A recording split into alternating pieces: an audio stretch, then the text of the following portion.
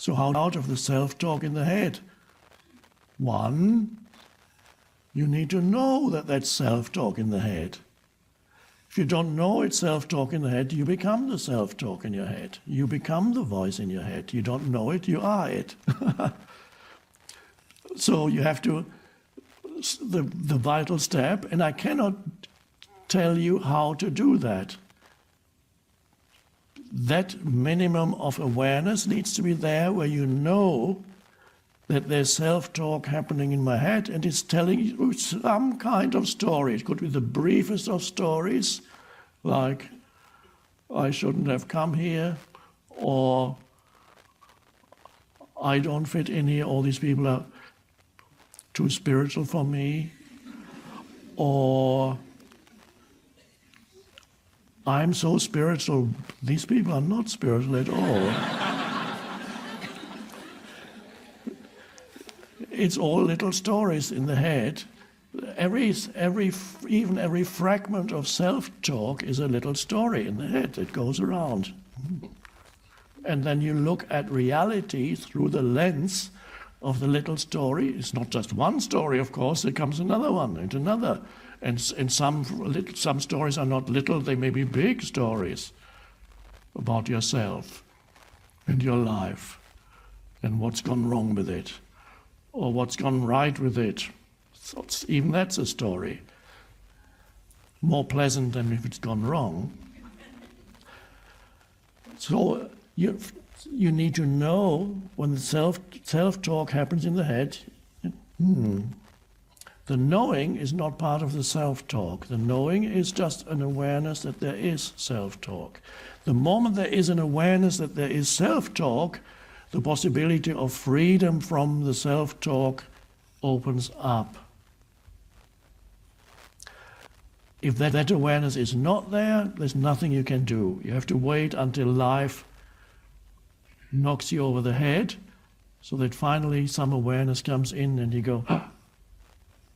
So you might have to slip on a banana skin or something, because you self-talk, and suddenly you go, oh, life told you to wake up.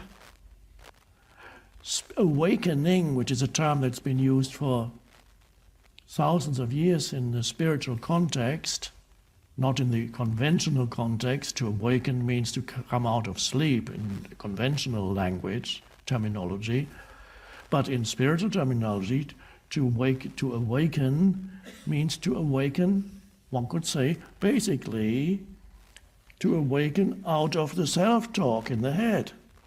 Because the self-talk in the head is a form of hypnosis, self-hypnosis. You are hypnotized, you have been hypnotized by society, your surroundings, the surrounding culture, even the language that you were taught to use, that becomes a large part of the self-talk, although some of the self-talk is also accompanied by images, but a lot of it is language. And all that, you've been conditioned, and this is you are possessed by that, which is an energy formation, and humans are possessed by that and mistake that conditioned entity, which consists of thoughts. They're so trapped in it, they're so identified with it, they believe in every thought that comes into their head. It's absurd, but normal. Well, another word rather than absurd, I could say it's mad, but it's normal. It creates an incredible amount of suffering, unnecessary suffering that humans create for themselves and for others. You can't create suffering for yourself without making others suffer who are close to you and whoever comes into contact with you. An enormous amount of suffering is created by not realizing that a large percentage of your problems consist of self-talk in the head.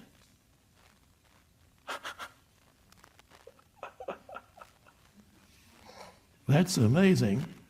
And once you see that, Okay. And then you can have a little bit of awareness and say, who am I? Am I that story, or am I the one who sees that, who recognizes that there's self-talk? And in order to recognize that there's self-talk going on in you, that's not a thought, there's just an aware presence. That, And then the compulsive nature of self-talk lessens somewhat because some awareness has come in. The light of awareness has come in. And then you realize you are that light of awareness. You are the awareness. And there's a shift. The head may not immediately stop. It'll want to carry on. The self-talk wants to carry on. There's a momentum to it. You can observe that momentum. If you can't do it in yourself, you can observe it in others. Once they have a story and they're telling you their story, they can't stop. They want to go on. They don't. And they don't want an end. If they're talking about their problems, they don't want an end to their problems. They want a continuation of the story, which is the problem.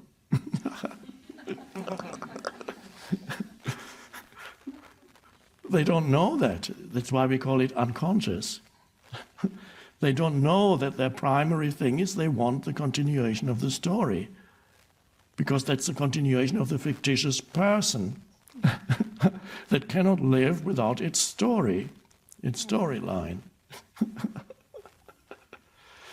And so those people, do they want an end to their problems? Of course they will probably tell you, yeah, I'd love. No, they don't.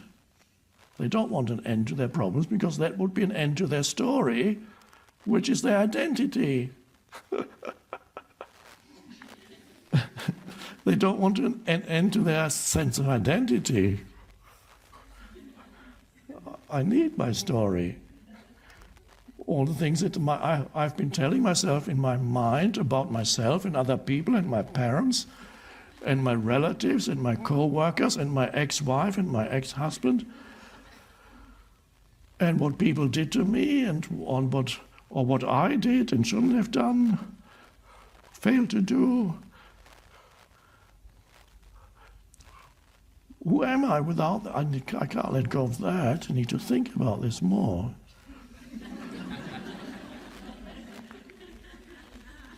So it becomes a habitual place, the habitual place of the mental noise, where you feel, that's me.